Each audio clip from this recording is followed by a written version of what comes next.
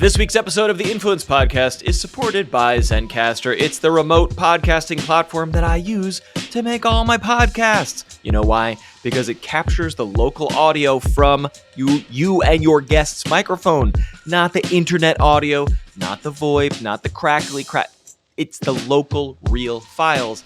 That's what makes your podcast sound professional with Zencastr. And then at the end of your recording, you can mash all those tracks together and just hit publish. Or you can get the isolated tracks. You can master them. You can make them all sound crisp and loud and then edit them later with total versatility. That's what I do because I'm a perfectionist, but you can do it either way. Zencastr is very affordable every month. And if you sign up using the link in the description of this video or the show notes of the audio podcast, you can get 14 days free trial. Try it out. See if it meets your needs. If you've been thinking about starting a podcast, Zencastr is the way to go. It's very simple for your guests. There's no software to download. It works right in your web browser. You just send a link, say, come on in here, chatty chat, hit publish or edit later. I highly recommend it. And if you try that 14-day free trial and you sign up and it's working for you, it helps to support the Influence Podcast. This week on Influence, it's time to get sexy about ADHD.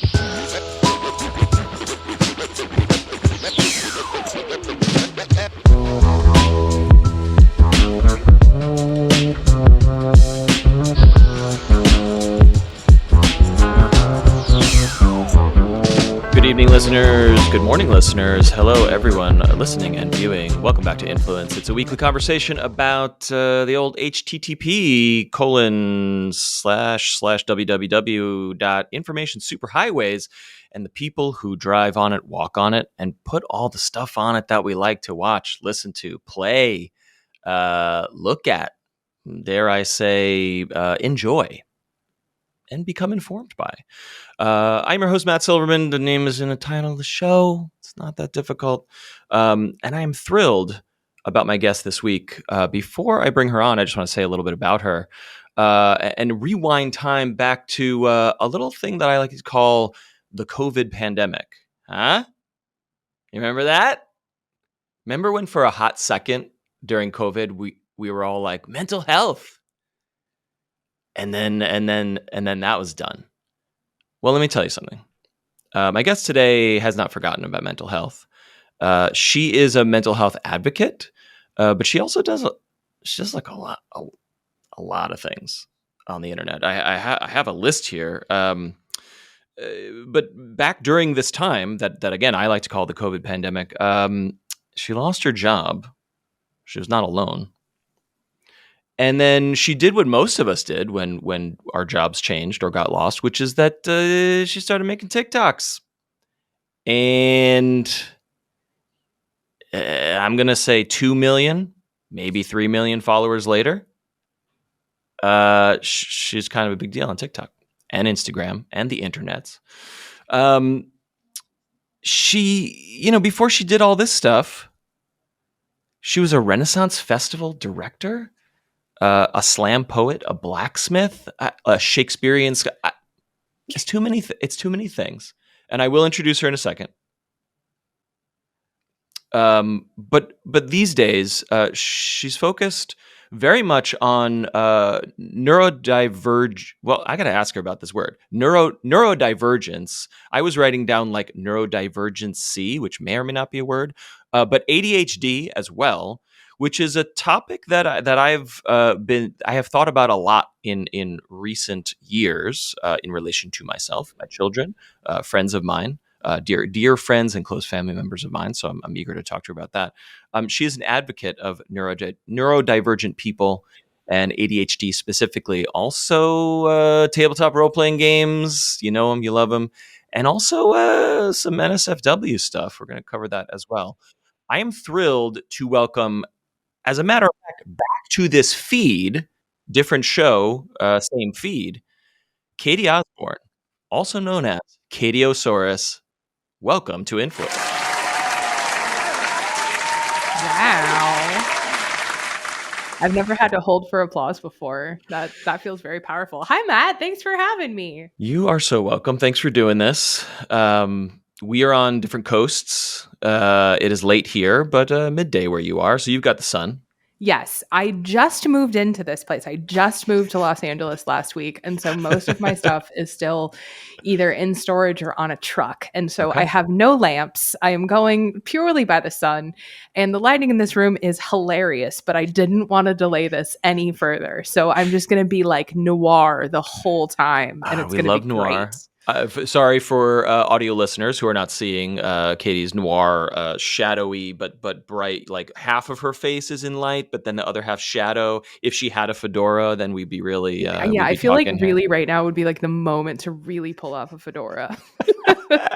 And thank you for not unpacking or doing anything relevant to your life and rushing to be on this show. I was at That's work. really... I got a job in LA. I can't tell you what it is. Hashtag NDA, NDA, NDA. And so I'm not used to having to drive because for the past 5 years, my office has been my phone. And so I don't even have to get out of bed to do my job. And now I have to commute through Los Angeles traffic. I was not emotionally prepared for it. Whoa. So I got home and I was like, oh, I'm going to record Met.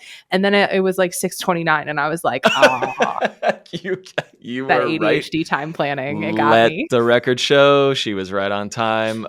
So glad to be talking with you. Before we get into what you do for a living these days and the content you make, I always ask all of my guests, when you meet normal, non-internet people, regular folks at the coffee shop or in your life, and people ask what you do for a living, how do you explain it? And I cannot wait to hear. Honestly, I feel like my answer has gotten progressively more boring as I've done this. Like it used to be that I would go into like this whole spiel about like, well, I'm like an ADHD advocate and but anymore, especially after I got the book deal, it made it really convenient because now I can just go, oh, I'm an author. An author, sure. And I usually say like author and podcast host now. And then every so often I'll be like content creator because for some people they need that like, oh, you also are like an internet person to right. Yeah. So that's interesting. That's a framework for people to understand very quickly. But when you think of your own work, do you think of yourself social media first, or do you think of like writing, authorship, podcaster first? That's such a good question. I think for me, I've always thought of myself as a creator. Like my background is in acting. My background is in like improv and costuming and just every job in the theater I have done it. And so I think like creativity and like being a creator, like that was always really important to me. And then sort of content got tacked onto it, mostly just because that was like the easiest. Like I was like, oh, I'm a content creator now. But yeah, it's strange too, because with the new podcast that I have and the book deal that I have, I feel like I'm just like shilling in the first like 5 minutes of your podcast. No, but please. It's like, we'll talk about it's been really weird because now like I have to own that part of it. Because before I was like, I would love to be a writer. I would love to be a podcast host. And now I am. And it's like officially a job title that I can, like legally say I'm being paid to do. Right. And so that's been pretty cool. You've gone pro in a way. I went pro. Yeah. Follow-up question that I ask all the guests. Older family members, parents, grandparents, aunts, uncles, do they understand how you make money or earn a living? Do they get it? I have a really good story about this. But like broadly, I would say that my general like older family members are like, they're aware that I do something on the internet. I don't think they know exactly what, and especially when you get into like TTRPGs, and often I'll just say Dungeons and Dragons because it's faster and easier, but I actually do so much work with like other TTRPGs that then it gets like, okay, and so there's Dungeons and Dragons, and then there's this other thing called and then like there's this other type of game where you've gone too far. Yeah, and then they get confused and their eyes glaze over.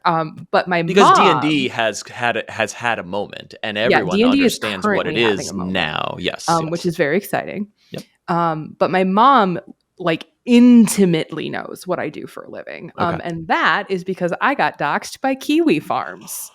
And yeah, Whoa. and when they Oh, doxed me, man. they also doxed my mom, and they got in contact with her and they sent her like spicy content that I had made Oh my with this God. really nice note that said, "Hey, we just wanted to let you know that your daughter is a whore and we're really glad that her dad died before he could see it happen." Like really classy Oh my stuff.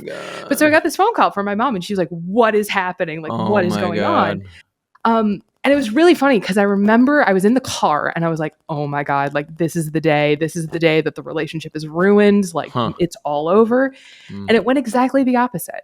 Hmm. And she had a lot of questions. She was very curious. She was like, I don't understand why you want to do this content. And I told her and I talked it through and I explained like kind of the advent of like very, progressive, very like femme forward, spicy content. Mm-hmm. And by the end of it, like she had not only like a really good understanding, but I think she really kind of started understanding why I do what I do and why it's important to me. Yeah. And so I always say that Kiwi Farms sort of fixed my relationship with my mom, which is really funny to say. First of all, shout out to your mom. She Shout out to my sounds mom. What's up, Mom? amazing. Secondly, just for anyone listening who might not be familiar, like Kiwi Farms is like 4chan but worse. Like what Yeah, what are I would what are say we like talking? imagine 4chan, but like the people who would get kicked off of 4chan, that's Okay, that's great. yeah. Yeah. Okay. Like it's not great down there. Yeah. So Yeah. And just I don't want to dwell on it, but like you caught their attention because they I'm just so want to glad fuck you with asked, people. Matt. Because Okay. I tweeted. This is Uh-huh. this is like, again like being a creator. This is like the reality of it. I tweeted and I was like, perhaps sexism is bad, and then someone that I had never interacted with, never met before in my entire life, commented on that. And they were like, yes, sexism is bad.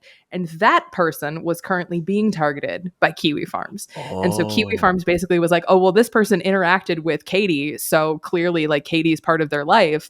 And so like for like 3 weeks, it was terrifying. I got doxxed. I got followed. I had pictures. Like it was really bad. It was one of the most scary things that I think has happened to me as a content creator. Yeah, that's and I horrifying. don't usually talk about it very much because I'm always just like, if they're listening, and I'm like, oh God, they're going to do it again. Yeah. But then I was like, I mean, you don't want to hide from it, but also, okay, I don't want to but bring I up also a think like difficult I went topic, through this period of being like, I'm never going to talk about it. I'm never going to tell people the story. And then I was like, actually, I think it's really important to tell people the story because I think a lot of times people look at like the work that I do and they go, oh, you're just like this dumb bitch on the internet. And I'm like, no.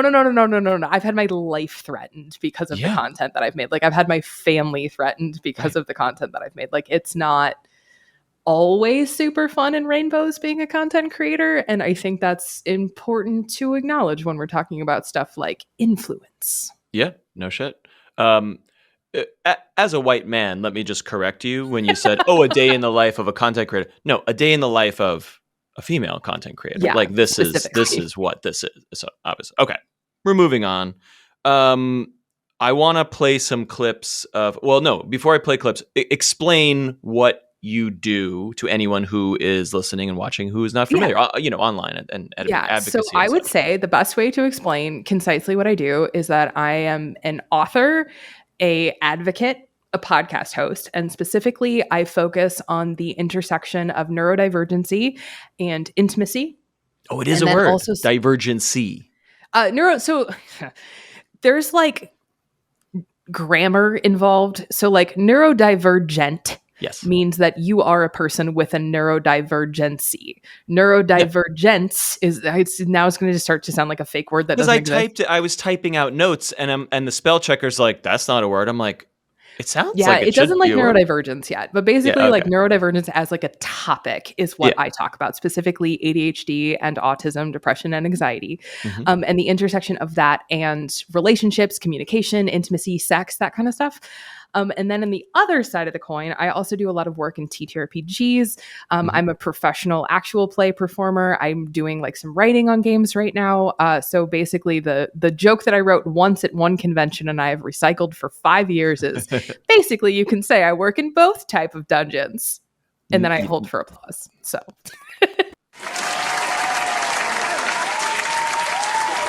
studio audience concurs. Soundboard action. I'm going to play a few clips of your Instagrams, your TikToks, so that listeners and viewers can get a sense of your work. Today I want to talk about spoons, forks, and ADHD. In 2003, a woman named Christine Miserandino famously published a blog post called The Spoon Theory. In it, she talked about the experience of being a person who lives with chronic pain. The spoon theory is simple. People like me who live with chronic pain are given a certain number of metaphorical spoons every day, and each of these spoons represents a task. Let's say that today you need to take a shower, you need to clean the kitchen, you need to go to the post office, and you need to wrap a present. 4 tasks, 4 spoons. However, some people with chronic pain might only wake up with enough energy to do 3 of those things, or 2 of those things, or 1 of those things. However, I also have ADHD, and I think about tasks differently. See, taking a shower is not just taking a shower. For me, it's not just 1 spoon. For me, showering looks a lot more like going into the bathroom and realizing that I forgot a towel, going to go get my towel and then realizing that I haven't done that load of laundry that I meant to, and then while I'm doing that load of laundry, I might as well sweep the floor, and then somewhere along the line, I realized that I never actually took a shower at all. Which is why I started referring to my spoons as forks. Because for me, a task is not just one singular thing. And the task that I set out to do, taking a shower, can often branch off into 3 or 4 or 5 tasks. And not only do these tasks compound, but we also run the risk of getting interrupted at any step of the process. And just dealing with that task management can become a spoon in and of itself, so you're already starting at a net loss. I feel like it's also important to mention that I'm not an anomaly. Many people with ADHD also struggle with chronic pain. And so the challenge becomes sort of pronged. Not only do we have to manage the tasks for the day, but we also have to manage the way that our brain processes information. We have to have the spoon for the task, but we also have to manage and mitigate the task compiling and compounding and becoming a lot more complicated. And I'm going to be honest, it can be really tough because chronic pain is something that we live with every day. And spoilers, chronic pain can also affect your working memory and your ability to focus and pay attention and your distractibility and even your irritability, which can make your ADHD worse. It can be a lot to handle. I want to hear about your background, your own neurodivergency, et cetera. But before we get there, like, where were you when you found yourself starting to focus on this type of content? This was during COVID. Is that, do I have it right? Yeah. So it started like I'm trying to like think back because I'm terrible at remembering time. But so basically I'll tell the story this way. Mm-hmm. So in the fall of 2019, I went to the hospital. It's a weird way to start the story, but it happened. And basically I was having an ovarian torsion, which is where your ovary twists around inside of your body. And it's very painful. 0 out of 10. Do not recommend. Make yourself aware of the symptoms because it's rare and very unusual, but it will ruin your life. But anyway, so I had an ovarian torsion and it resulted in I had to have emergency surgery, got my ovary removed. And out of that, this like weird 6-month process happened where I thought I was going crazy. I thought that I was like early onset dementia. Like I had no idea what was going on. And so finally I went to a doctor and it turned out that I had ADHD. And she was like, wow, it sure sounds like you have ADHD. And I was like, I couldn't possibly have ADHD. I got good grades my whole life. I've been a straight A student. Like I was in every club and I was in everything. And I was so, I was so involved. And she was like, well, that's a symptom of ADHD. Right. And so the day before my 30th birthday, I got officially diagnosed with ADHD. Okay. A couple years later, I got diagnosed with autism. I'm somewhere on the spectrum. Oh, wow. I didn't realize that. Okay. Yeah. And so it was really revelatory for me because growing up, I just thought I didn't understand how to people. I just thought I didn't know how to friend. I thought I had just missed some pivotal memo that everybody else in the world had got. Because you were not making friends, or did you feel like you were not making friends, or that you were not reading social cues the same way? It's really difficult for me to make friends. It's even harder for me to keep them. Okay. And that's sort of that lovely combination of autism and ADHD. But my special interest was theater. My special interest was performing and talking and that kind of stuff. And so I always get that like, well, how can you be on the spectrum? Like you're so good at talking in front of people. And I'm like, because I've spent 35 years developing this mask. You're welcome.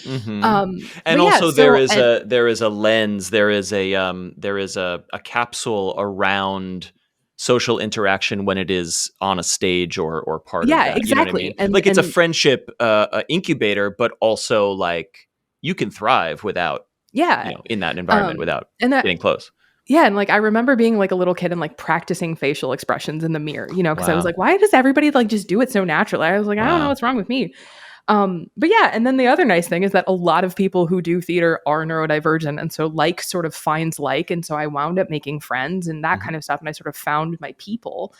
But I got really angry after I got diagnosed because I was like, how did they miss this? Because once I sort of had the diagnosis like on paper, I started looking back at my life and just seeing this trail of red flags that had followed me my entire life. And I was like, this is bullshit. Like, why are they not talking about this?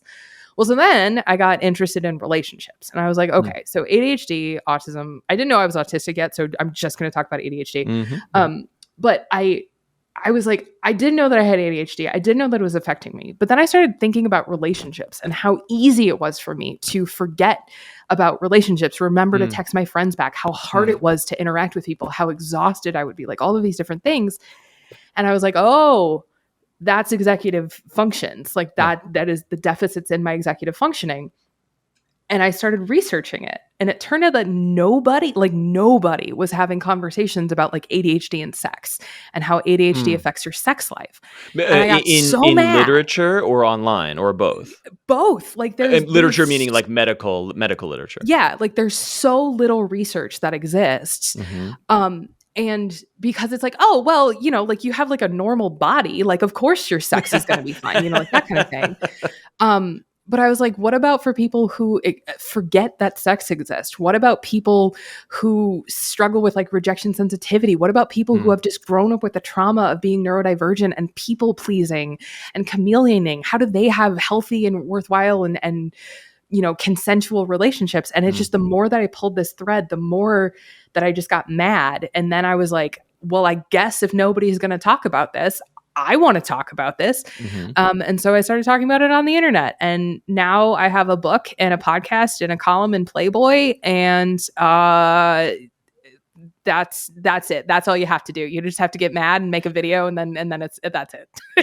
That great advice. But truly, you're identifying a thread that a lot of my guests have, which is like, I wish this existed. Why doesn't this exist? I guess I'll do it. And then if it's the only thing, then everyone's going to, it's not as simple as that build it and they will come. But in a way, if it's the only one. Yeah. Well, and it was also it was honestly really interesting and really educational because like, at the time I was living in my very sort of privileged bubble of like, oh yeah, like I'm the only one talking about this. Well, it turns out that there had been people talking about it for years, but they were like women of color and disabled people, right, sure, and all of this stuff. And so it really opened me up to not only the need for these conversations, but the importance of like intersectionality and representation within the community. Because even now, like ADHD content is primarily white women. Like there is such a deficit when it comes to like people of color. And so it was one of those things where as the more that I talked about it and the more that I sort of started creating that content, the more that I realized that there is such a huge need for it. And there's a need from it from people who look like me, and there is a need from it for people who do not. And that I think was really validating because it meant that at the very least, I was entering into a wider conversation where I could constantly be learning, I could constantly be growing, I could constantly be pushing myself to sort of like do better and be a better advocate.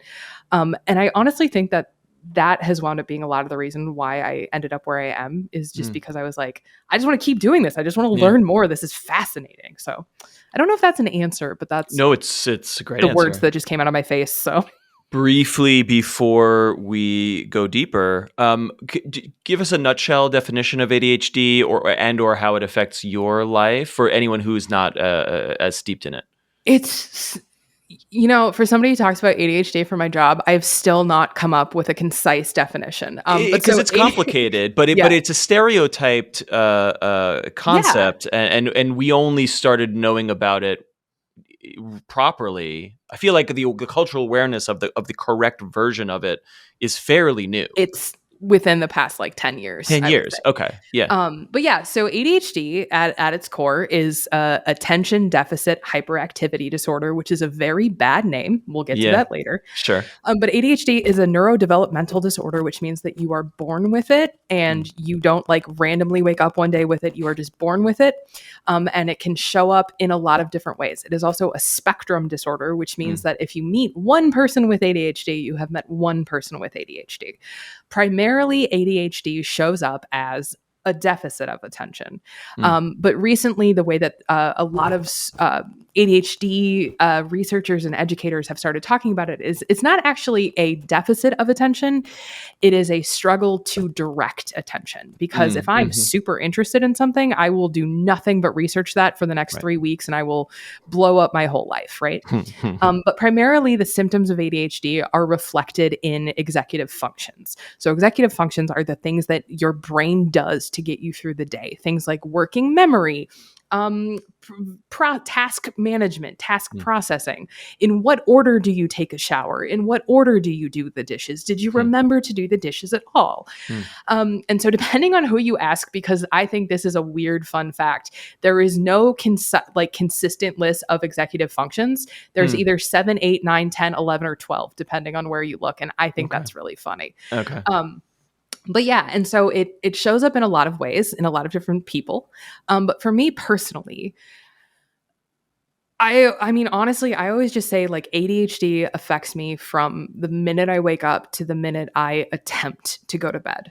And one of the sort of shitty things about being a person who educates about ADHD is that I also have a lot of like the unfun facts memorized. Because the thing that I want to stress is that ADHD is not like, lol, where's my keys quirky.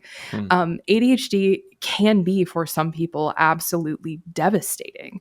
40% of people with ADHD struggle with addiction, eating disorders, gambling problems, compulsive shopping, compulsive spending.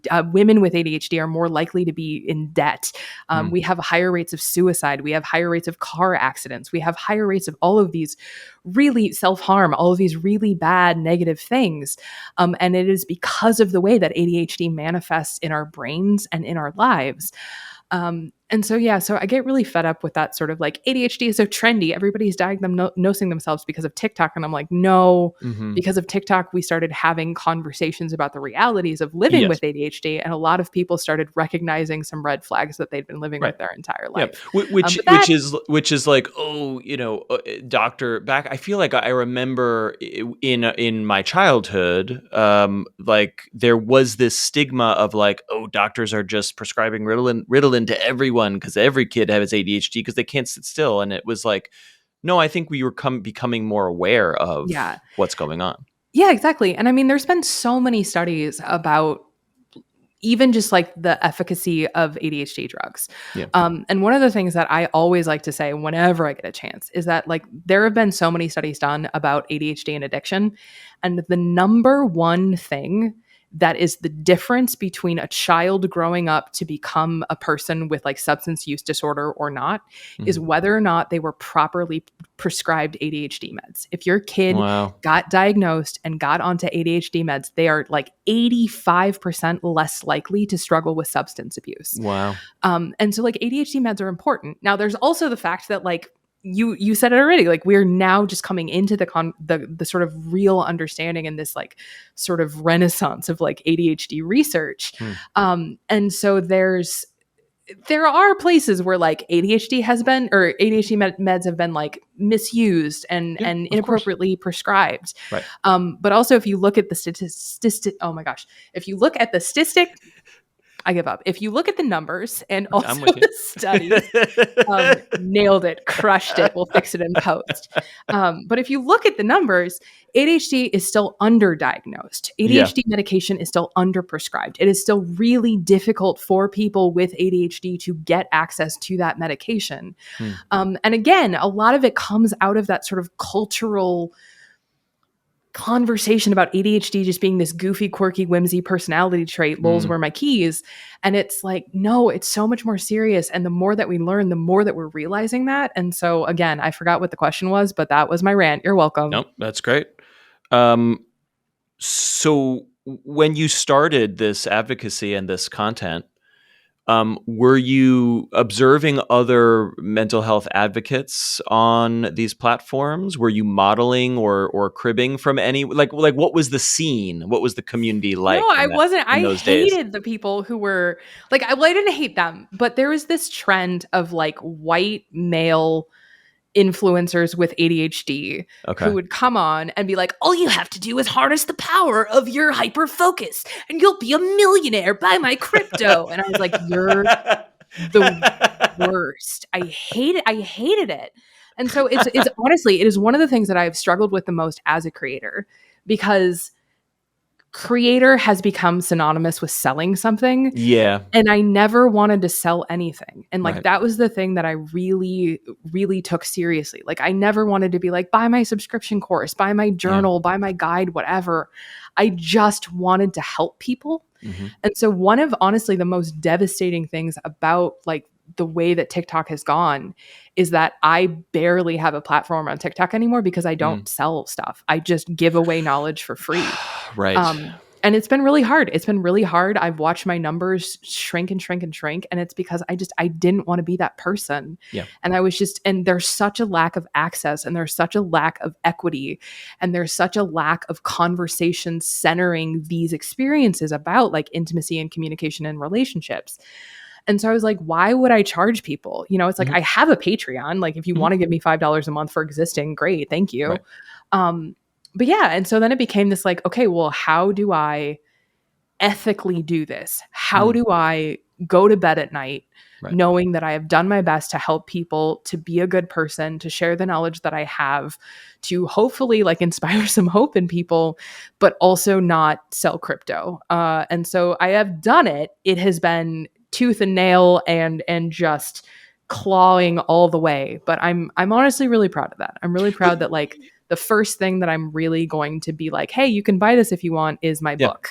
Yeah. And that's kind of neat, I think. But I you're don't know, moving, maybe I'm just being pretentious. You're transitioning, or you're blending this sort of viral TikTok, footprint, and saying this is just a algorithmic shit show, and it reaches people, which is important, but it's not.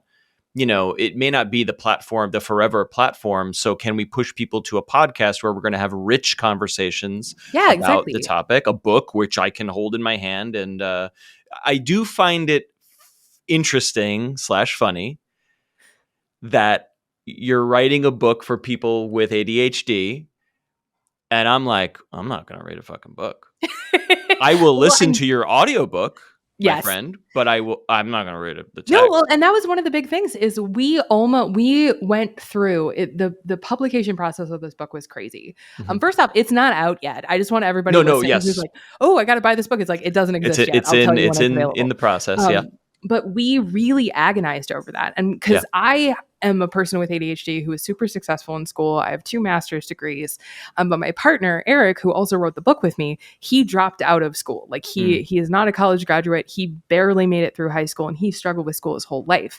And so he's like, how do we make a book where like you and me both succeed? Right. Yeah. And so we worked really hard. We had to come up with some really creative and really clever ways to make even just like the formatting accessible, and the font that we're using is like dyslexic friendly, like that kind of stuff. But yeah, also there is like this really funny conversation going on about the audiobook and whether or not we will be able to record our own audiobook. And I was that's a whole thing, right? It's a whole thing. Because sometimes they're like, well, we've got a guy and he's an actor and you got to use him. But we literally have a podcast. You talk for a living. Like what are we doing? And so I don't know. I'm really hoping they let us. I hear it's very tedious though, that you have to just be like, okay, this is the sentence, and then I can't take a breath, and then if you mess it up, then you got to start. You start again. Click. So I don't. Yeah. So I don't know if it's fun, but I do hope you get to. I hope so too. But yeah, our goal of the book is to exactly address that with people, where it's like, oh my God, I have ADHD. I don't want to read a book. It's like, it's better than the books that exist. Like that was the whole goal. Great. Yeah. It's digestible. So you're saying like, okay, I'm not here to sell things. Obviously, you don't know products or crypto or any of that shit. But you are a full-time content creator, podcaster, author, etc. This is your life. You don't, you're not, teaching or waiting tables or anything. So what does your livelihood look like? Is it Patreon? Is it ad revenue? Like, how do you, no numbers, of course, but like, how do you pay the rent? Yeah, so I pay the rent in a couple of ways. One, when I got hired to host Sorry I Missed This on Understood, that's like a full-time real money job. They're paying me very generously, and so that was very cool. But before that, I will just be very honest about it. I have been making the bulk of my income making adult spicy content online. Right. Okay. Not probably the type of spicy content that you're imagining, because I am also asexual. And so a lot of the content that I've made was another one of those, like, be the change that you want to see in the world, fill the niche that you wish existed. Okay. And so, so the bulk of my income I make doing like spicy audios, little writing fictions, like that kind of stuff. So that's part of it. I do get some ad revenue. I'm not going to lie to you. Google has been emailing me for the past like 3 months about like, put in your information so we can give you your AdSense money. And I keep forgetting to do it, and I should. Yeah. I do have a Patreon. Say what? Your $17 that Google owes you? Yeah, my whole $17. Yeah. I do a lot of appearances. I do a lot of TTRPG work. And so that's like, I'm not going to tell lies to your listeners. There's no money in TTRPGs. There just isn't. But it's like, you get like $500 and you get to hang out with your friends for a weekend, that kind of thing. Well, I don't know what you're doing, but whatever that D&D podcast sold out Madison Square Garden here in New York. See, that's the dream. It's not Critical Role. What's the other one? Critical Role. No. The other, what's the one Dimension 20. Thank you, Dimension 20. Yeah. That's the dream. That's the dream for every TTRPG content creator. Is like, I want to be on Dimension 20. I want to be on Critical Role. And I would like that, but I think also, I think it was Hank Green said this very recently, where he was like, the way to become successful is to absolutely let go of trying to be the type of successful that your heroes are. I botched that quote, but it was very smart. No, that's very, I mean, they're brilliant. But that honestly really put a lot of things in perspective, because I think for a really long time I had been chasing being like, I want to be the next Brennan Lee Mulligan. I want to be the next Matt Mercer, like that kind of stuff. And at some point I realized like, maybe I could just be the first Catie Osborn and that would be okay. And so a lot of the projects that I've been doing, a lot of the things that I've been sort of like getting into are mine. They're things that I'm excited about. They're like my brand of like nerd and weird and that kind of stuff. And that's been really exciting. Again, I get so far off of that conversation, but yes, I also have a Patreon, and sometimes people Venmo me money, and that's like, sometimes I just wake up and someone has like bought me a coffee and I'm like, thank you, person. And that's about it. You must get messages through those channels that are like, hey, this is really, what you're doing is very important to me, and here's why. Like, do you recall any specific things that affected you? Oof. Or just buckets of like, what are people saying about? I mean, I get, this is one where I love this question, but I hate answering it because I feel deeply pretentious. But I mean, I have literally boxes of letters from people telling me that I changed their life, that I saved their relationship, that I saved their marriage, that there have been people who stopped me at conventions and said that they didn't kill themselves because of my content. Like, it gets really heavy really quickly, and it also becomes like oh my God, I'm such a hero, if you take it the wrong way. But I mean, it's so humbling. Like, I have thousands of letters. I've had probably hundreds of thousands of DMs at this point. And I love getting like physical mail, because it's like, oh, somebody took the time to like write this. But I mean, I get DMs every day of like, thank you so much for this content. I didn't know that, ADHD and sex were related at all. I didn't know anything about this type of like intimacy or anything. And so it's a lot. It's really a lot. I mean, sometimes I'm like, I wish I just did like goofy dances on the internet, Yeah. But do those messages energize you? I know they're heavy sometimes, but do they keep you going? Do they fend off the burnout or whatever? I think they do. I think the other thing that they do is they remind me that even if I quit tomorrow, I have helped people. I like that. And even if I just gave, if I was like, I'm never talking about ADHD again, it's proof that I have had an impact on the lives of others. And that, I mean, again, it sounds so pretentious, but it's just that to me is like what I wanted to do. Like I never started doing take a lap, or take a to accept the high five. Yeah. On And this but one. I don't know. I think there's a narrative a lot of times with people where it's like, oh, you only got into content creating because you wanted to be famous. And I was like, no, I didn't. It's terrible. I don't recommend it. I go to Target and get recognized now. And it's like the funniest thing. Cause I always like, every time I get recognized, I always look like shit. It's never like the day where I'm like looking cute. It's always like I'm in like my stained pajamas and I'm like, hello, I'm a little troll. Do people want photos with you? Like, what do they want to do? I take a lot of photos with people. Yeah. I like, especially at conventions, because especially since I started doing a lot of work in TTRPGs. Yeah. But it was actually really funny. I will tell this like one self-indulgent story because it just makes me laugh. But so I was talking to one of my old acting teachers, and she was like, "Wow, this is unexpected." I was like, "I know." And so she's like, "Well, what's it like?" And I said, no amount of acting training, no amount of like, conservatory, fancy Shakespeare, highfalutin education prepares you for the moment when someone walks up to you dressed as you and like is cosplaying like one of your characters. Whoa. And that's happened to me a few times. And it's always like, I always get so excited and I just start freaking out and I'm the like not cool one, I'm just like, ah! I think I've like scared people a couple times, but it's again, it's just that sort of like validation that it's like, oh, like the experience of meeting me means something to someone. And I have a very famous friend. I'm not going to tell you who, but he's very, very famous. And I was complaining once and I was like, oh my God, like I can't even like go to the bathroom. I got like stopped in the bathroom and he was like, I'm going to stop you right there. I'm sorry. We'll just for our like confidential sake, let's call him Brad P. Yeah, we'll call him Brad P. Just Brad P. So Brad P and I were hanging out at his casa, and we were like, but he was like, I'm going to stop you. And I said, okay. He's like, the thing that you have to remember is that for you, this is the 50th time you've done this today. Right.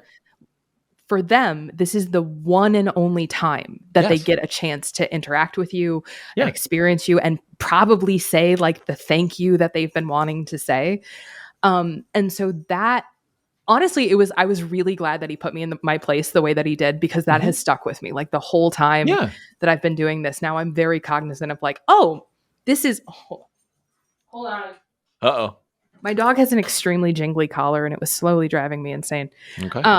But it was that kind of thing where I was just like, I was so glad that I got put in my place, because it just made me realize like, oh, you really can't take any of this for granted. And especially if you're going to be like a public figure, like there's some considerations that you have to have that you might not have thought of before going into it, but now it's like you need to do better. So I like that. I'm glad that I got yelled at by Brad P. Thank you, Brad P. Whoever you may be. We're going to talk about the spicy stuff in a minute, but before we do, TTRPGs, tabletop role-playing games for the uninitiated. Where how did that get started? Like, you've had a love of it, but like you have a podcast, you had a podcast about it. I don't know if you're still pursuing that, but like, and D&D, like we said, has been having this explosion on the internet. All the nerds have found each other and then convinced normal people that like, hey, it's really fun. You should get in on this. How did you get into it? And what are you doing? Oh, it's such a goofy story. Basically it was that so I'd always been around TTRPGs. Like I had played them growing up and like, this whole thing. But I was at this. But how? Because you need friends. You need nerdy friends. This is my excuse. I love video games and I played all the Dungeons and Dragons video games. And I had nerdy friends, but no one who was nerdy enough to do D&D. So I've never played D&D in my life, despite loving all of that shit. I didn't play my first game of D&D until after college. Okay. But that was like sort of when I had found like my nerdy theater friends and like that kind of stuff. But like growing up, my dad was really into D&D and I was sort of like D&D. He was always trying to get me to play D&D and I was like, oh my God, that's for nerds. And I'm like, look at me now, Dad. But so I basically hit this like profound period of burnout where I was just exhausted and I was doing too much. Like I was making 4 educational videos every single day. Wow. Like, and I had like it was like 10 o'clock, 2 o'clock, 4 o'clock, and 7 o'clock. And it was like, it had to be fresh. It had to be educational. It had to be about ADHD. I was exhausted. And then at some point I remembered that I like fun things and I like doing things that aren't talking about ADHD on the internet. And there was also, I think, if I'm being really honest, there was this part of me that was like, I really need to justify my theater degrees because I'm like, I'm not using them. I have like multiple master's degrees and I'm not using them at all. But I grew up doing improv. I grew up working at Comedy Sports Quad Cities. And so all my like cool older friends were like improv. Where is this? Where'd you grow up? So Comedy Sports Quad Cities. It's in the like Illinois. But there's Comedy Sports is like a chain, but it's basically like Whose Line Is It Anyway with like teams. But is this, do you feel like you were amongst the Chicago improv scene? I know some Chicago improvisers. I don't know a ton of them, but there was like every so often, like people would come into the Quad Cities because it's only about 3 hours away. So, but yeah, I know a few. But anyway, so I was like, oh, well, TTRPGs. And like at the time, it was also during the pandemic. And so everybody was playing online. And so I was like, yeah, I'll be in a game, whatever. And so then that took off and that game kind of hit and then the next one and then the next one. But then at the same time, I was getting really frustrated because I found it nearly impossible to play online. It was so difficult for me. Oh, for you. And it was because of ADHD. And so I got really curious about accessibility. And then also as a person with a disability, there's like this really tedious conversation about wheelchairs and D&D and whether or not like disabled people would exist in the world with magic. And it's gross and awful. And I hate having that conversation. Okay. But all of that was sort of like in the pot at the same time. And so I kind of started talking about accessibility and disability in TTRPGs. And I said, how do we make games more accessible? How do we make games more interesting and compelling? Like for me, I have aphantasia, which is a fancy word that means I cannot picture stuff. If you tell me to picture an apple, I cannot do it. Wow. And so much of TTRPGs is theater of the mind. That often I was like, I was being like whackety schmackety, but I had no idea what was going on because there weren't any maps. There weren't any like pictures. I was just like, I am in an empty void and I'm fireballing into the void and hoping for the best. So I started talking about that and I got really, really fortunate in that I think that there are a lot of neurodivergent people who really love TTRPGs, but also really struggle with the same kind of stuff. And so I wound up sort of entering into this fabulous community. And then one of the nice things about TTRPGs as well is it's sort of an industry where you can kind of just make your own destiny. And I love writing. I love storytelling. I love world building games. They are my wheelhouse. And so I sort of started making that known about like, I like D&D, but I love this other stuff. And so I started getting asked to like guest DM for things. I started, I was like a guest celebrity DM on like a cruise, like that kind of stuff. And so I've built this little, it's publicists and marketing people don't know what to do with me because they're like, okay, so you talk about ADHD and sex, but you also play Dungeons and Dragons. And I'm like, yes. Yeah. Well, that's also interesting because I find that algorithmic social media also is like, people clicked on this because you did this thing. And then if you do something slightly different, people are like, why is she doing this? And they don't click and then you're dead in the water. You know what I mean? Yeah. And that honestly, like that fear, I'm so glad you brought that up because that fear was something that really stopped me from doing a lot of the stuff that I wanted to do for a very long time. Right. But ultimately, I realized that my lived experience as a person with ADHD, as a person with a disability, my lived experience is that following my passions has always resulted in something good happening at the end. Now, I don't necessarily mean like, and then I made $1 million and I met Brad Pitt, like, not that, but Brad Pitt. Even it's, like you get really interested in, I'm obsessed with fonts. Like I love fonts. And then, it's all of a sudden somebody needs you to make a poster and now you have like this little bit of knowledge. And I have this ongoing thing where all of my characters are named after fonts. And so it's become a whole thing on the internet. What font is she going to use? Love it. That kind of stuff. But, it's everything I think is worth exploring. And as a person with ADHD, that is so precious. It's so tenuous. I have such a tenuous relationship with being interested in things because it's like I have 2 master's degrees in Shakespeare. Mm-hmm. I haven't done a Shakespeare play in 7 years because I just stopped liking it. I just woke up one day, I was like, I'm done, I'm burned out, I don't want to do that anymore. Yeah. And so one of the things that I really strive to represent in my content is like, you don't have to be one thing. Mm-hmm. You can be interested in history and costuming and blacksmithing and Renaissance fairs and playing TTRPGs. And like, it might not make sense, you know, at your corporate work job, but if it makes sense in the context of your life, in the context of being happy, fucking go for it, man. Yeah. And so that is kind of why I stopped caring about numbers. Like I know that my content is so weird and so broad, and sometimes I'm doing historical deep dives. Sometimes I'm talking about ADHD and sex. Sometimes I'm talking about how to be a good improviser in D&D, and people are like, "What are you doing?" But it's what I'm interested in. Yeah.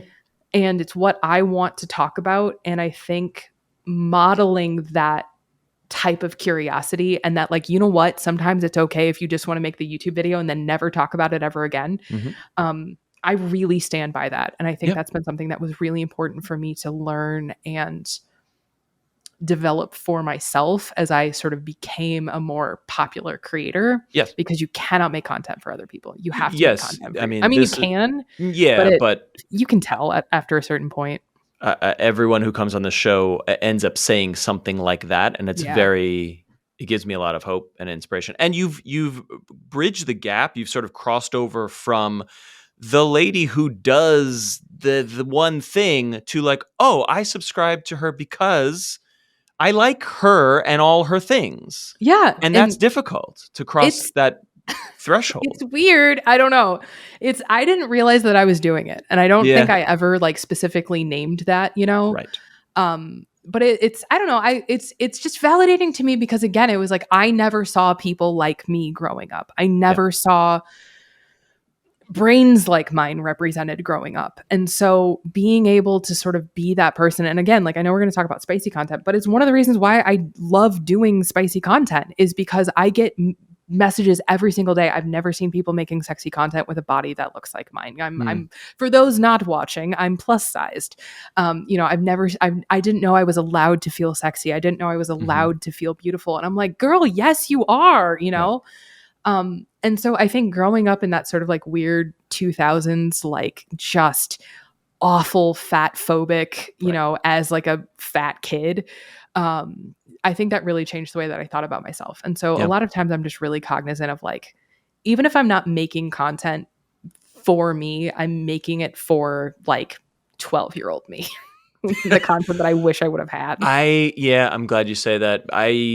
My wife and I talk about this often of like, we are so grateful that our kids, the internet is scary. We don't let our kids use social media yet. And that's a complicated equation. However, they are encountering people and faces and sexualities and diversity that we could not even dream of when we were growing up. The word gay was like an insult and a slur when I was on the playground. Like, I'm so glad that our kids are living in a different world than we grew up in. So making content for your 12-year-old self, that resonates with me as a father of an almost 12-year-old. Thank you. I can't even remember when I thought of it, but one day I was just like, I'm going to be the raddest older sister I wish I'd had. I didn't have a sister growing up and I always wanted one. And so I was like, I'm just going to do that for myself. And now a lot of times that's how I like make my choices. And it's honestly, it's never steered me wrong. Nice. I love that. Okay. We're going to talk about the spicy content in a minute, but we have to take a break. Okay. But before we take a break, we have to do trivia. Okay. All right, get ready. I'm going to try to stump you with some mental health trivia. Great. When the guests come on, I always worry that because they're experts or focused on a particular topic, that they're going to instantly know what I'm talking about. The nice But- thing here is that I have ADHD, and one of my big executive functioning things is working memory. So I have zero recall. Like, Love it. people are like, do Shakespeare. And I'm like, I have so many degrees in Shakespeare. I'm like, to be or not to be, maybe. I don't know. Like, I have no recall. So I guarantee you I will be stumped. So you can just bask in that. That's all fine. right. It is multiple choice, so you're gonna get to okay. you're gonna get to have a choice. Okay.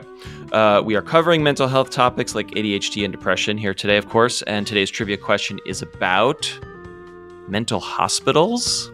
Okay. Question mark. Specifically, when it comes to movies.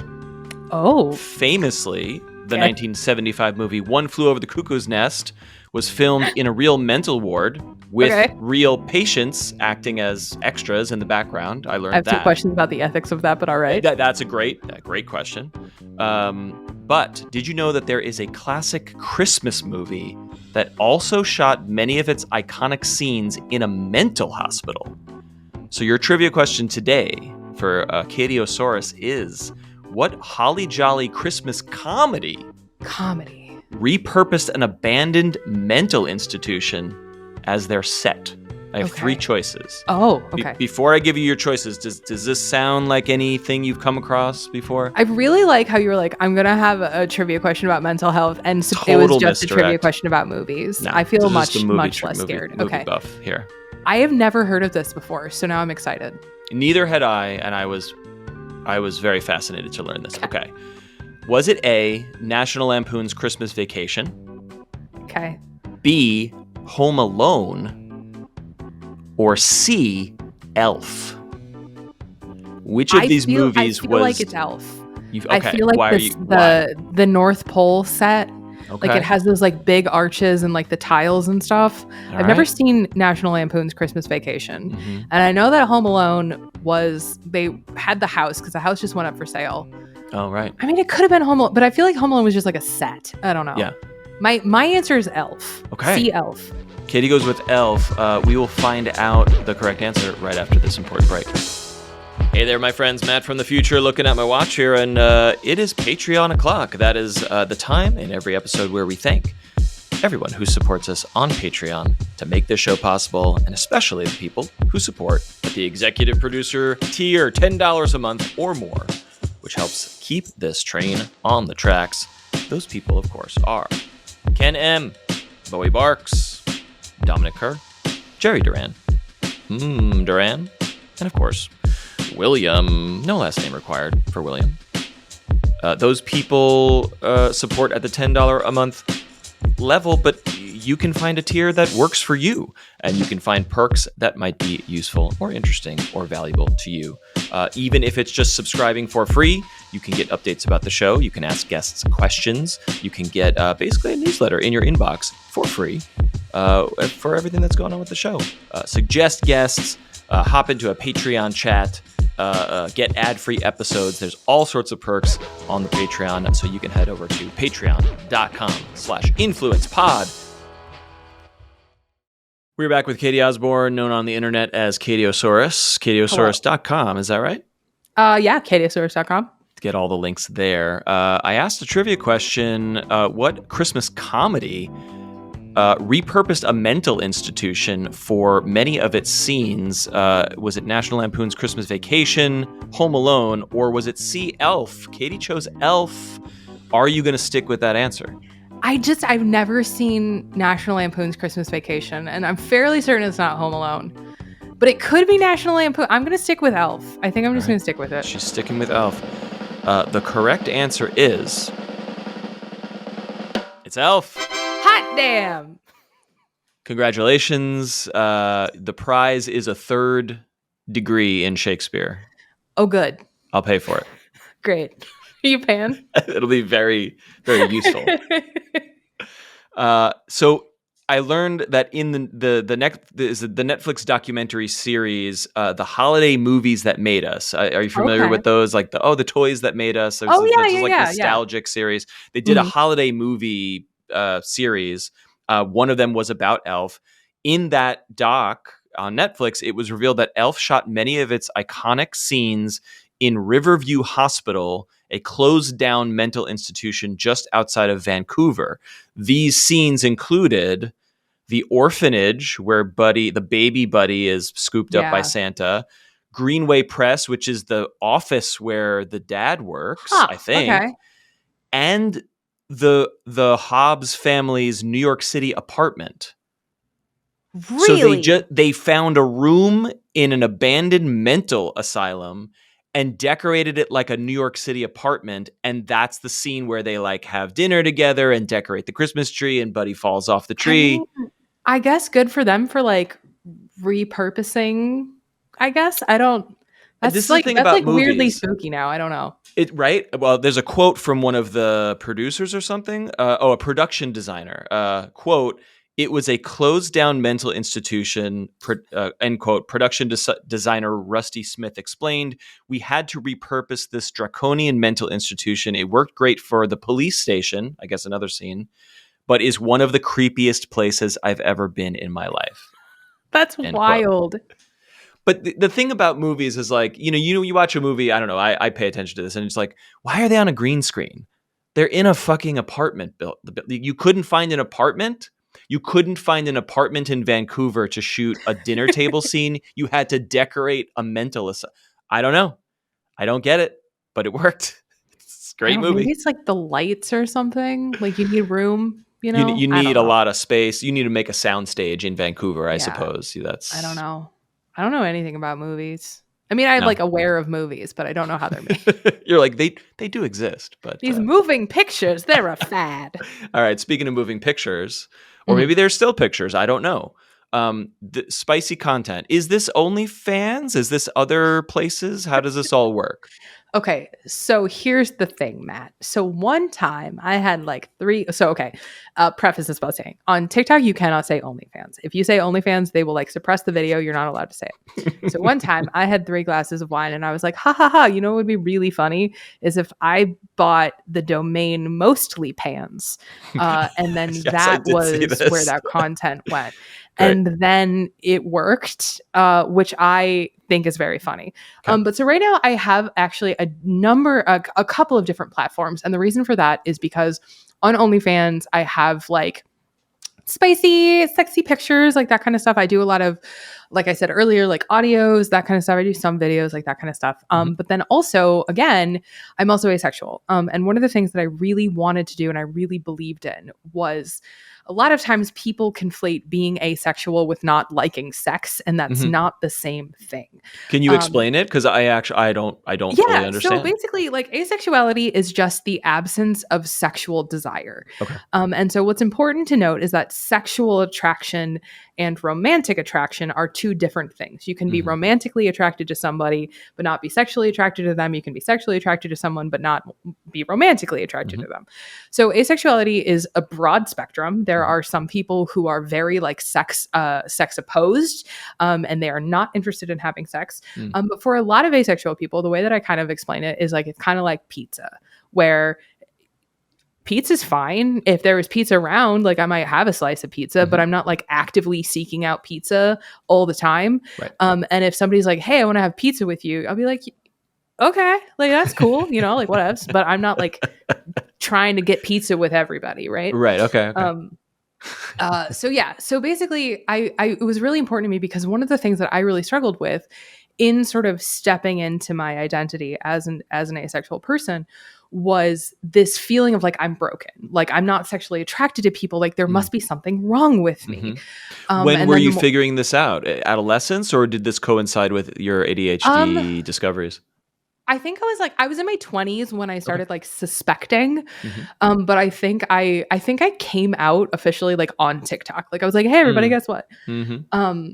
But yeah, so it'd been something that I'd been sort of toying around with for a while, and it was just one of those things where, again, people were so like, wait, okay, so you talk about sex on the internet. Your special interest is the intersection of neurodivergency and literally sex and intimacy. You are a sex educator. You went back to school to teach people about sex. You have an OnlyFans, but you what? Like, and people are so confused. Yeah. And so what I really wanted to do was create a space where asexual people who like enjoy having fun, enjoy having flirts, enjoy having a good time, but aren't necessarily like looking for sexualized content could go. And so I have a separate page over on Fansly is where it is. That is purely for my asexual audience. That's an OnlyFans competitor? Yeah. Fansly?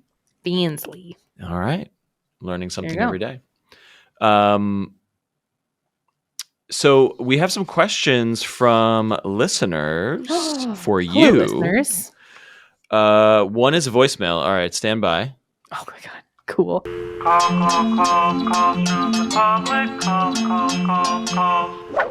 Hey, Matt and Catie. My name's Erica, and I am a late diagnosed ADHD mom. I didn't realize I had ADHD until my son was diagnosed when he was 8. My question is this. I struggle with organization as part of my ADHD, and that has definitely rubbed off on my kids, and they struggle also, which results in my house being in a relatively constant state of clutter. Do you have any tips on what I can do to help both myself and my son? All right, Catie is nodding. She definitely has some tips. I'm nodding emphatically. Yes, because I also struggle with that. That is something that I've struggled with my entire life. And it wasn't until I really started researching and learning about ADHD did I realize that it was honestly because a lot of times I was approaching cleaning wrong.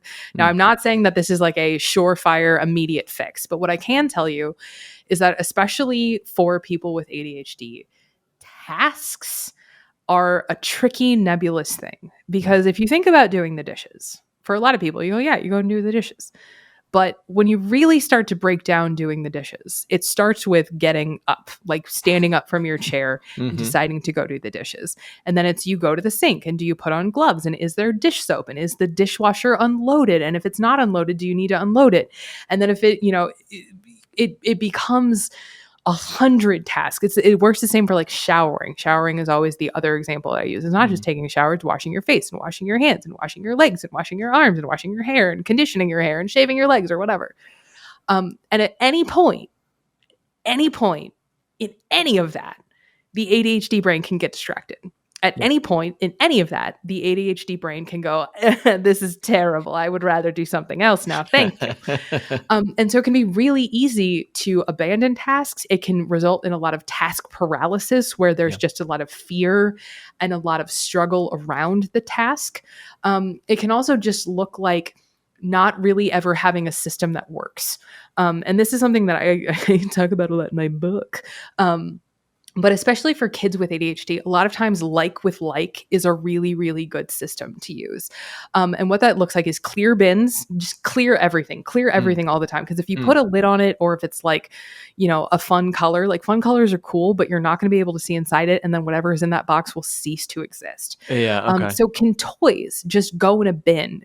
Like my socks, my underwear, I keep in a bin. I do not fold laundry. My laundry goes in like bins, and sometimes like I hang up some of my nicer stuff. But finding systems that work for you and your family, a lot of times you can sort of start from scratch and you can say, okay, well, what is really important to me? Is it really important that my floors are completely clean? Is it really important that the kids' toys are put away? Is it really important that at the end of the night, I have a clean kitchen? Like whatever is important to you, that's where you start. And then you go, okay, well, how do I get there? And for me, like I'll tell the story, like my kitchen, like I really like waking up in the morning to a clean kitchen, but cleaning a kitchen can be overwhelming when you're just like, oh my God, I have to clean the kitchen every night. So I just started doing a little bit at a time. Like I would just say, okay, I'm going to take the dishes out now. And then I just go away for like 2 hours and then I'd come back and like put the dirty dishes in or whatever. But having sort of a standard series of tasks that you use to maintain the baseline that you're okay with, I think that's the first thing. The second thing is also, honestly, and this is just like my pet peeve, is realizing that like you need stuff to live. And I think a lot of times people with ADHD will look at things like Pinterest or even just like movie sets. And I go, well, my house is dirty. I have stuff on the walls and I have stuff on the floor and whatever. And it's like, no set designer is going to put like garbage on the floor, but like sometimes garbage just exists on the floor. That's the way it is. Yeah.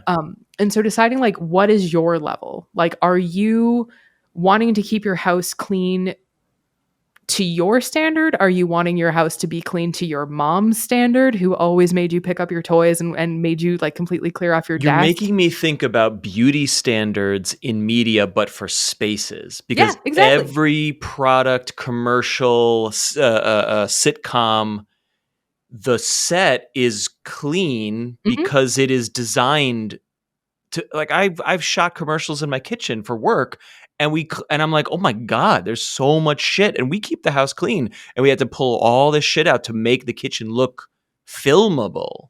Yeah. I didn't even realize that until you just said that. And so like there's a lot of different ways to do it, but honestly, like that got it really long-winded because it's one of my like passion topics.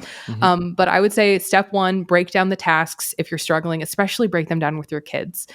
Body doubling, which is also just a fancy word for saying sitting in the room with someone with ADHD while they do stuff. That can be huge for kids, because all you're doing is you just let them do it the way that they want to do it. You let them do it in a way that makes sense to them. But you're just giving them that support of like, I'm here. If you get stressed, if you get frustrated, whatever, we can talk it out. Clear bins, like with like, and stop being so goddamn mean to yourself all the time. Love it. How much feedback or discussion do you do around kids and parenting? Like, I assume you don't have your own kids? I do not have kids. Okay. I fear children. Sure. I think kids are great. But I was like, man, I don't know about that. So I always say, if you want to learn about ADHD and children, there are a host of amazing creators who are specifically talking about ADHD and parenting. Okay. I'm talking about ADHD and sex. So like, I'm kind of like the first stop, and then you can go find something else. All right. More listener questions. Bowie Barks in our Discord server says, I think most about the crossover of neurodiversity and other things, as we've been covering here.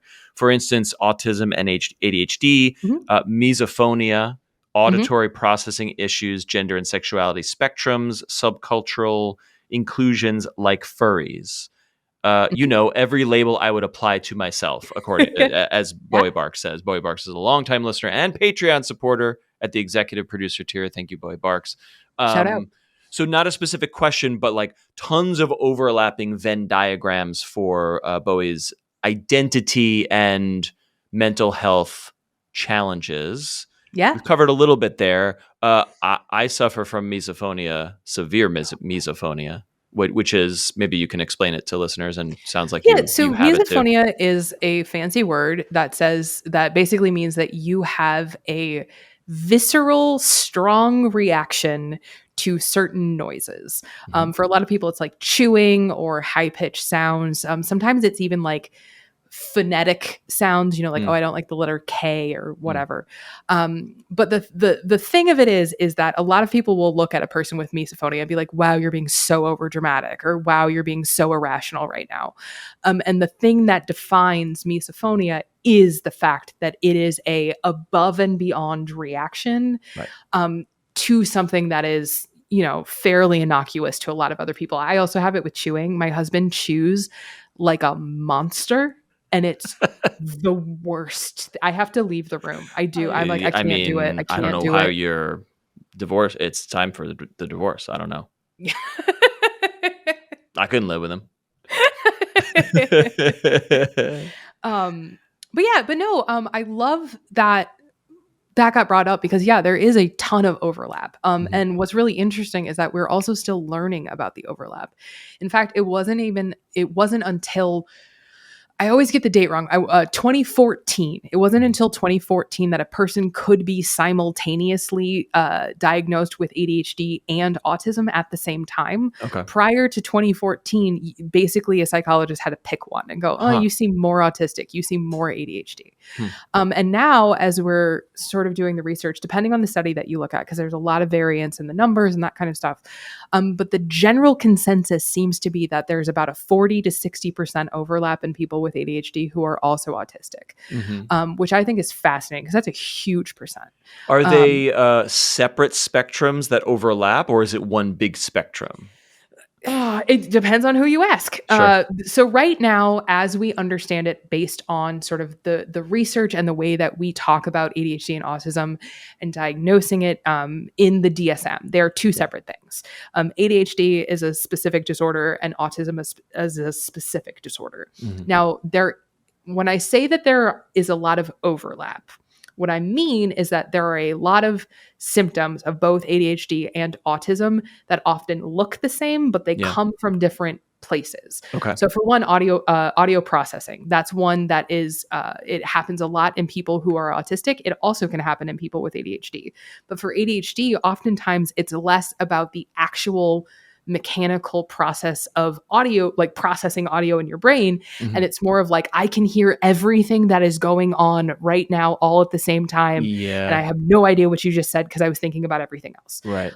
So one of the things that is really a struggle and something that we're really starting to get looked at a lot in research is just the why of things. Like, are your sensory issues coming from ADHD distractibility? Are they coming from like autistic, sensory stuff? Like there's a lot of different ways. But there are also, and I don't want to give too much credence to this because it's not science. It's not like super true. But there are a lot of people who are starting to suggest that perhaps ADHD and autism are part of some kind of larger neurodivergence that we have yet to understand. Mhm. I don't know how much credence I give to that. But there's just a lot of like really interesting conversations that are really coming out of the fact that like 60% of people with ADHD have anxiety, like 90% of people with ADHD have sleep disorders, like 80% have like, it's just on and on and on with like the amount of overlap and stuff. And so, it's also why it's so tricky to talk specifically about ADHD, because usually when you're talking about a person with ADHD, the research will talk about a person with ADHD. They are a person, they exist in a space and they have ADHD. But in reality, that person with ADHD is also probably dealing with anxiety or depression or sleep disorders. Right. Maybe they're also autistic. Maybe they're also dealing with like some OCD stuff because it's very related in the brain. Mhm. So it's like once you start pulling the thread, it's like you start feeling like Charlie and It's Always Sunny, like the meme. Yeah. And so, so it's very complex. And so I always like to say, like, when people are like, well, why do you have to have so many, labels, you snowflake? I'm like, well, because I am all of those things. Right. I am, queer. I am disabled. I am autistic. I also have ADHD. I also have misophonia. Like I have a lot of things. And we're trying to see where all these things intersect and how they interact with each other so we can be a fucking human being. Yeah, exactly. And get the dishes done. And I think it's also really, I really think that I'm trying to figure out how to say this. It's still like cooking in my head, but I think it's also really edifying. I think it's really kind of beautiful that right now we're in this place where so many people are starting to sort of like learn and discover just like what is going on with them. Because even like you had a caller, like late diagnosed ADHD. She didn't find out until her kid was 8. Like that is so common. That's so common. These women who are in their 30s and their 40s and their 50s and their 60s are suddenly finding out that the reason why they felt like a fuck up their whole life was because they just went under the radar. It just because their ADHD didn't look like the way that we understood ADHD today. And I think that's really important to talk about and name, because I think just the more people who start talking about it, the more that we're going to start understanding just what exactly ADHD is and it looks like. Yeah. I don't know. A brief rant for you this day. I love it. One more listener question. Colette via Discord asks, hi, Colette. Do you have any tips for being in a relationship with a non-ADHD person? Yeah, let's stick with that one. Oh my gosh. Step 1, listen to my podcast. It's called Sorry I Missed This. Available and understood. No, I literally just taped an episode about this very thing today, ADHD and dating. And there are a lot of I don't want to say concerns, but there are a lot of considerations that one sometimes has to make. But the biggest thing that I can say, the biggest piece of advice, and it might sound a little trite, but I do mean it with all my heart, is that being honest and open about your needs and your expectations is so pivotal. Because it can be really easy to be like, oh, I forgot to take the trash out because I have ADHD, right? And then people are like, oh, you're just using that as an excuse or whatever. But saying, hey, I really struggle with remembering to do tasks around the house. And it's not a commentary on you as my partner. It's not a commentary on like how I think about our relationship or that it's your job to take out the garbage. Right. It's just sometimes I'm going to forget. And so if I do forget, I would love it if you could remind me, but please know that I'm never doing it from a place of like revenge or malice or something like that. Yep. And I also just think encouraging the other person to get curious before they get angry. That's something that I really like to talk to people a lot, especially when I'm doing like speaking engagements, is just say, hey, before you get angry, can you get curious? You get frustrated about, you know, like, oh, I forgot to do the dishes, or, oh, I forgot that sex exists for 2 months and, you know, whatever. Can you get curious with me? Can you let's talk about it. Let's say, why am I feeling this way? Or like, why is that happening? And sometimes it's as simple as like, they might need a reminder that sex exists. Like that's just a thing for some people with ADHD. But for other people, it might be actually sex is always on my mind. And so I feel like if I acknowledge it too much, then you're going to think I'm weird because not every person with ADHD is the same. And so I think getting curious before you get angry and being just vulnerable and very direct and upfront about your needs, because I also think it can be really easy. It can be super easy. It's so insidious and it's so easy to do, is to just start saying, oh, I'm being dramatic. Oh, I don't actually need that. Or, oh, it's so silly that I need that. Or, oh, it's so stupid that I need that. I don't actually need that. And then suddenly you're in a relationship where your needs are not being met and you're not being taken care of and you're not getting the support that you need. And so you're burning the candle from both ends and you're miserable. And so I think it's sometimes as sort of, I don't want it to sound like doom and gloom, but I think honestly, you're worth the type of love and support that you need to get through the day. And so if your partner is not a person who can give that to you, it might be time to reevaluate the relationship. It might be time to, you know, couples therapy. There's all sorts of different things that you can do. Just sitting down and talking about who takes out the garbage. Like you don't have to divorce them right away, you know? But I think it's just really important to remember that like your needs are valid and they're not stupid just because it's like a silly thing about like, oh, I lose my keys, so I have to have a spot to keep them or whatever it might be. Yep. I should let you go, but before we get out of here, the newish podcast, where can people find it? So it's called Sorry I Missed This, and it's a podcast about ADHD and how it affects our communication, our intimacy, our relationships. It is available through understood.org. Understood.org just launched a new podcast network called Misunderstood, which is a podcast network for and by women with ADHD. Yes, I was aware of this, actually. Yeah, it's literally, it's just coming out. Like it's just now happening. Okay. And so my podcast is one of the ones that they sort of like went with for the launch, which I'm really excited about. Sweet. But there's some fabulous other ones. There's Tips from an ADHD Coach. There's ADHD and with Dr. J, who talks just about the experience of like ADHD and how it interacts with things like anxiety or depression. So lots and lots of really good information. And I think I said this already, but it is by and for women. And I love that so much. I also do a lot of stuff on the internet. You can find me at catieosaurus.com. You can follow me wherever there is a Catieosaurus to be had, unless it's on Facebook. Because for some reason on Facebook, I have a weird number of Catieosaurus imposters. Really? I don't know what to do about it. No one seems to be able to help.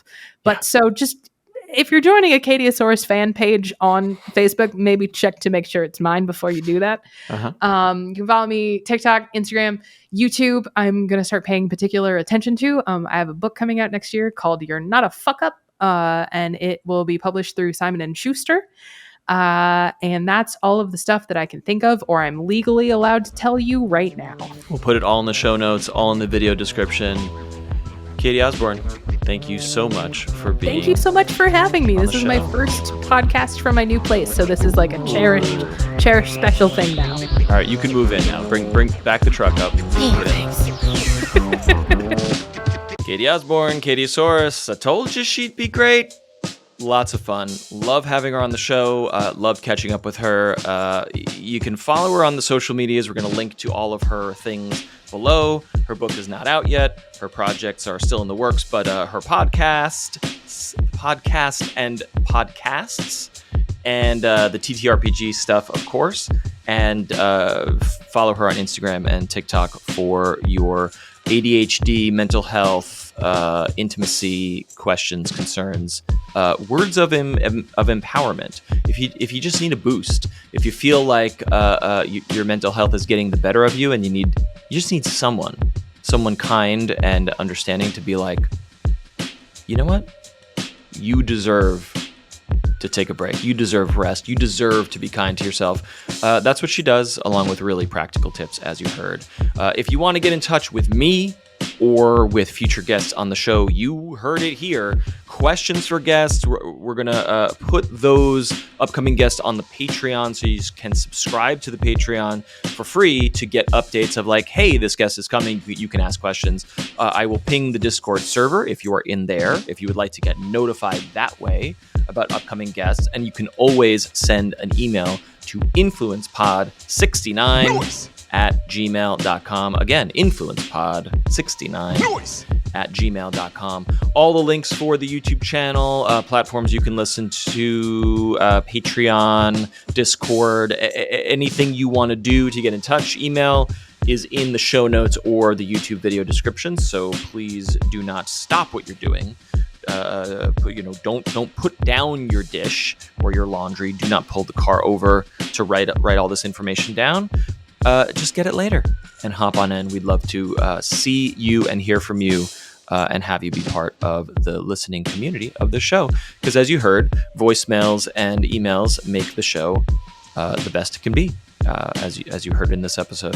The voicemail is 347-871-6548. It's really fun and cool to get voicemails.